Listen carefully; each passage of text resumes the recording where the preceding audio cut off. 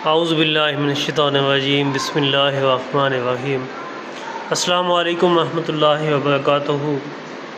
محترم عزیز سامعین و ناظرین، آج آپ سے ایک واقعہ شیئر کر رہا ہوں کہ والدین کو کس چیز کی ضرورت ہوتی ہے اپنی اولاد سے۔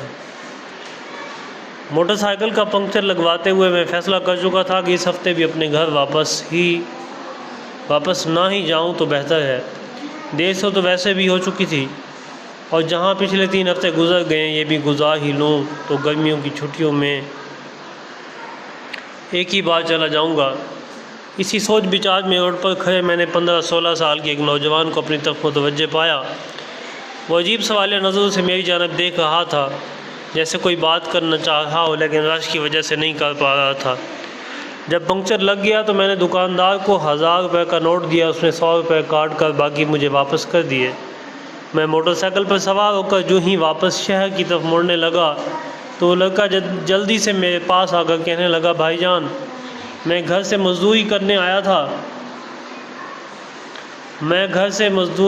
آیا تھا، آج دہائی نہیں لگی، آپ مجھے واپسی کا کرایہ 100 روپے دے دیں گے؟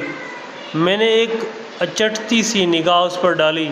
سادہ سا لباس، ماتھے پر تیل سے چپکے ہوئے بال، پاؤں میں سیمنٹ بھرا جوتا، مجھے وہ سچا لگا۔ میں نے 100 روپے نکال کر اس کے ہاتھ پر رکھ دیے۔ وہ شکریہ ادا کر کے چلنے لگا تو نہ جانے میرے دل کیا خیال آیا۔ میں نے کہا، سنو تمہیں دہائی کتنی ملتی ہے؟ اس کے جواب دینے سے پہلے ہی میں نے باقی کے 800 روپے بھی اس کی طرف بڑھا دیے۔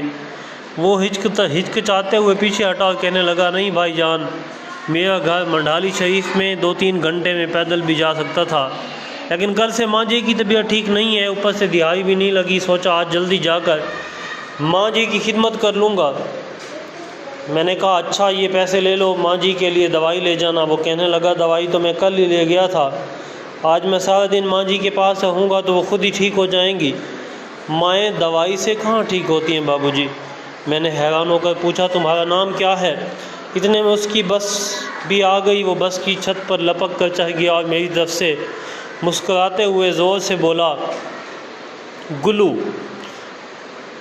گلو کی بس آہستہ آہستہ دور ہوتی جا رہی تھی، لیکن گلو کے واپس کیے ہوئے 800 روپے میری ہتھیلی پر پڑے ہوئے تھے، اور میں ہائی اسٹریٹ کے رش میں خود کو یکدم بہت اکیلا محسوس کرنے لگا۔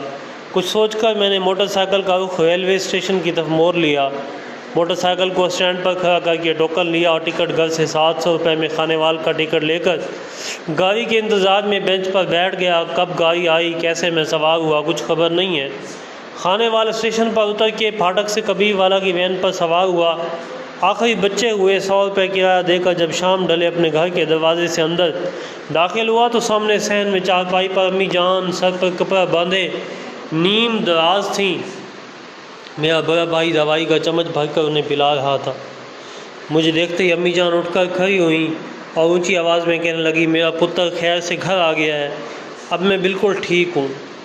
میں آنکھوں میں آنسو بھرتے ہوئے دوڑ کر ان کے سینے سے جا لگا۔ بس کی گیٹ میں کھڑے گلو کا مسکراتا ہوا چہرہ یکدم میری آنکھوں کے سامنے آ گیا، اور میں سمجھ گیا کہ اس نے 800 مجھے واپس کیوں کر دیے ہیں۔